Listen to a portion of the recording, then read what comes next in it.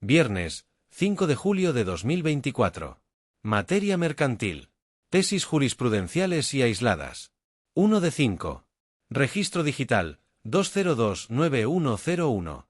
Tipo, jurisprudencia. Compensación de costas en materia mercantil.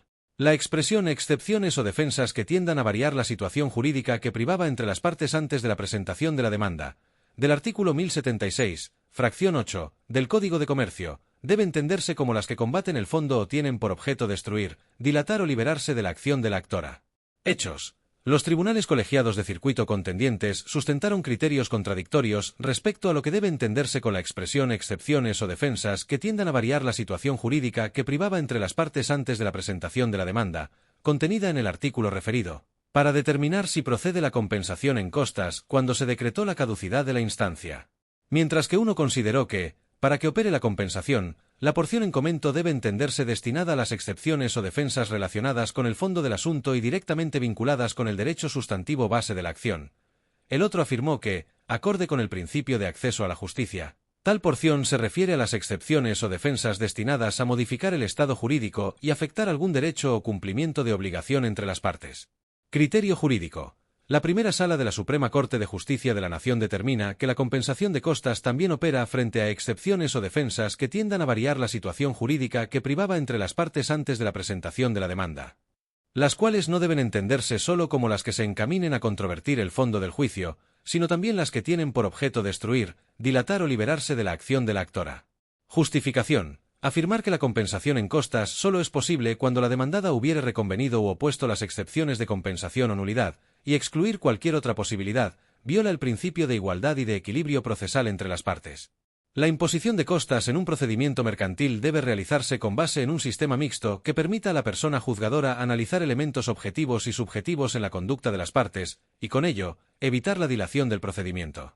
Limitar el sentido de la última parte de la fracción 8 del artículo 1076 del Código de Comercio solo a excepciones o defensas encaminadas a controvertir el fondo del juicio, impediría que la persona juzgadora cumpla con el propósito de la norma, en tanto que se permitiría el desarrollo de prácticas viciosas encaminadas a la dilación injustificada del procedimiento, lo que transgrede el derecho de acceso a la justicia pronta y expedita de la contraparte. Primera sala. 2 de 5. Registro digital, 2029131. Tipo, aislada. Prescripción de la acción hipotecaria. No se interrumpe con la promoción de diligencias de jurisdicción voluntaria para requerir de pago al deudor, si no se le notificaron. Hechos. En la vía ordinaria mercantil se demandó la declaración judicial de prescripción de la acción hipotecaria derivada de un contrato de compraventa con reconocimiento de adeudo y sustitución de deudor. En apelación se tuvo por no probada la acción, con el argumento de que el plazo de 10 años para que opere se interrumpió, porque antes de que se completara una de las demandadas promovió diligencias de jurisdicción voluntaria con la finalidad de notificar al actor el nuevo cesionario de los derechos de crédito y requerirle el pago del adeudo. Criterio jurídico. Este tribunal colegiado de circuito determina que la prescripción de la acción hipotecaria no se interrumpe con la promoción de diligencias de jurisdicción voluntaria para requerir de pago al deudor, si no se le notificaron. Justificación. La primera sala de la Suprema Corte de Justicia de la Nación ha sostenido que la prescripción negativa o de acciones es un medio para librarse de obligaciones mediante el curso de cierto tiempo y bajo las condiciones establecidas en la ley, que tiene como razón de ser la presunción de abandono o renuncia del derecho que el acreedor podría hacer valer, compeliendo al deudor al cumplimiento de la obligación recíproca. De los artículos 1039, 1040 y 1047 del Código de Comercio se advierte que en los casos en que dicha legislación no establezca para la prescripción un plazo más corto, se completará por el transcurso de 10 años, que comenzarán a computarse desde el día en que la acción pudo ser legalmente ejercida en juicio y que los plazos fijados para el ejercicio de las acciones mercantiles serán fatales, por lo que una vez consumada la prescripción, es irrenunciable.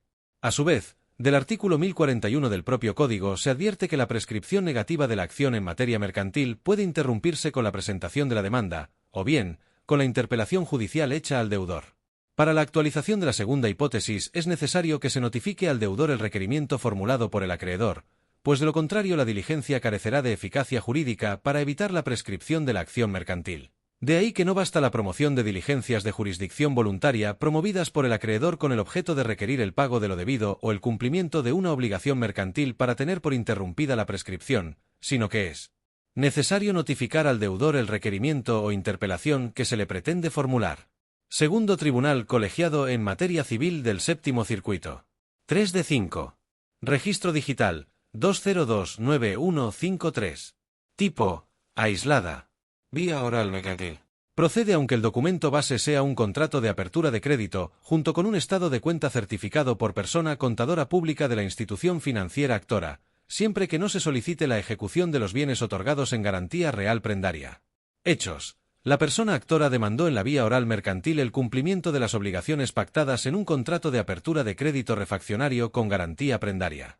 En el acuerdo inicial se desechó su demanda porque la vía especial era la procedente para obtener el monto adeudado, a través de los bienes adquiridos con el importe total del crédito otorgado en el contrato base de la acción. Criterio jurídico. Este tribunal colegiado de circuito determina que la vía oral mercantil procede aunque el documento base sea un contrato de apertura de crédito, junto con un estado de cuenta certificado por persona contadora pública de la institución financiera actora, siempre que no se solicite la ejecución de los bienes otorgados en garantía real prendaria.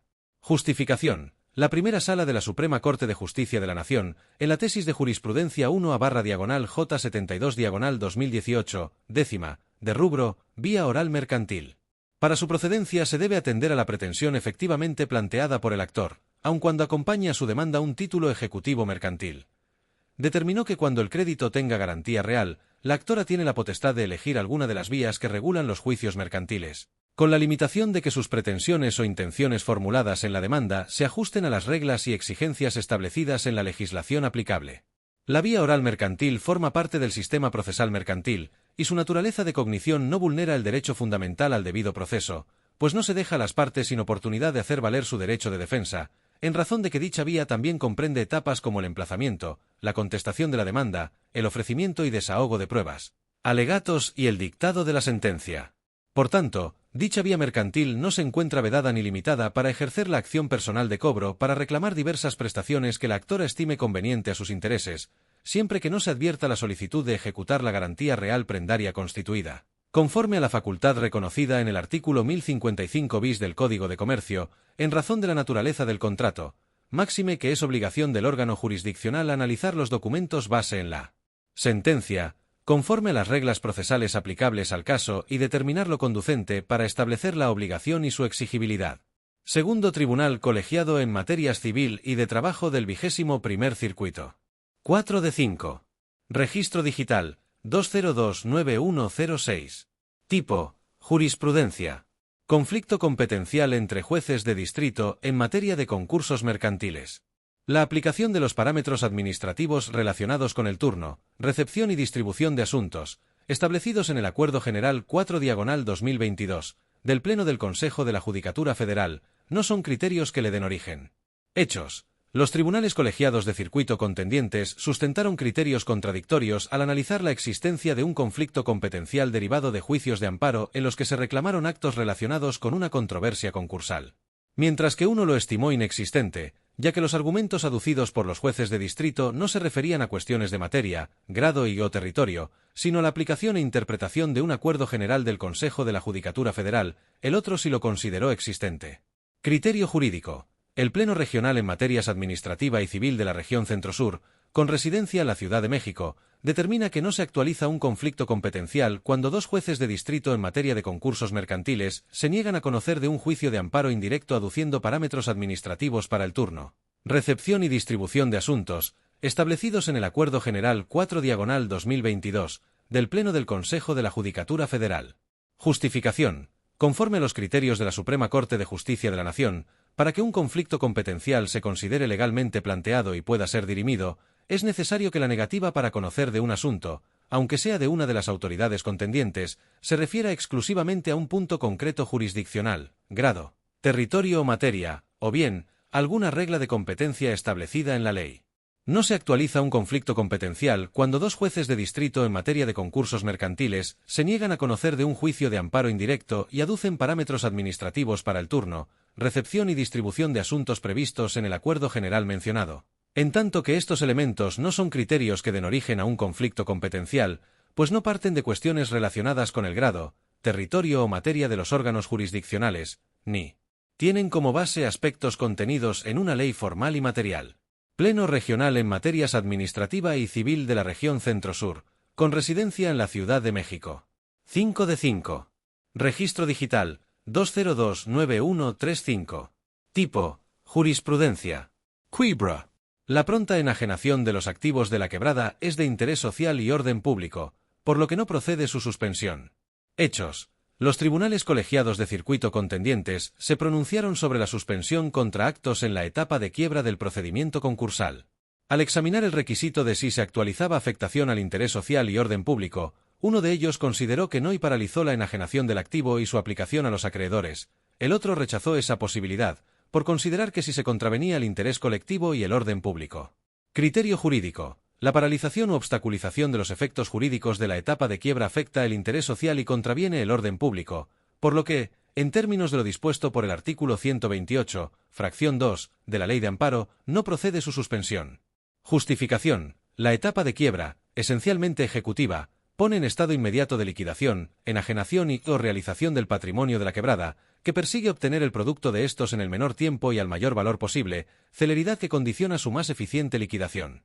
En términos de lo previsto en los artículos 1 y 3 de la Ley de Concursos Mercantiles, la celeridad, entre otros fines, responde al diseño del procedimiento concursal que gira alrededor del valor de las empresas, por la importancia social y desarrollo que representan, posibilita que los activos puedan tener un mayor valor de retorno. Genera certeza y confianza en la solución de los conflictos, en aras del mejor desarrollo de la economía nacional. Por consiguiente, la paralización u obstaculización de los actos encaminados a la enajenación del activo de la quebrada causa múltiples afectaciones, directas e indirectas, a múltiples personas, que se agravan con el paso del tiempo, de ahí que, en términos de lo dispuesto por el artículo 128, fracción 2, de la Ley de Amparo, por el interés social y orden público que prevalece frente al individual del quejoso, no procede su suspensión, sin que sea óbice que no se haya concluido el reconocimiento de créditos o se encuentre pendiente de resolver alguna impugnación porque para tal efecto, ya se prevé legalmente que deben constituirse reservas e invertirse. Así, la posibilidad de que algunas consecuencias pudieran consumarse irremediablemente es el resultado de priorizar el interés colectivo frente al individual del quejoso y hacer efectivo el interés público de la Ley de Concursos Mercantiles.